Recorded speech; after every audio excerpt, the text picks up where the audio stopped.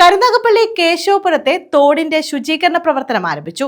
വർഷങ്ങളായി മണ്ണടിഞ്ഞുകൂടി തഴത്തോട്ടിലെ നീരൊഴുക്ക് ഗണ്യമായി കുറഞ്ഞ നിലയിലായിരുന്നു.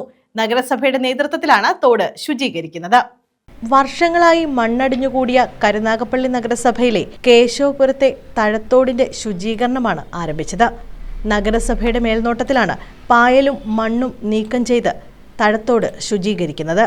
ആധുനിക യന്ത്ര സംവിധാനത്തോടെയാണ് പ്രവർത്തനം ആരംഭിച്ചത്. കൊതുകുമുക്ക് ഭാഗത്ത് കായലിൽ ചെന്ന് പതിക്കുന്ന തഴത്തോട്ടിൽ നീരൊഴുക്ക് വർദ്ധിക്കുന്നതിന്റെ ഭാഗമായാണ് ശുചീകരണ പ്രവർത്തനം ആരംഭിച്ചത്.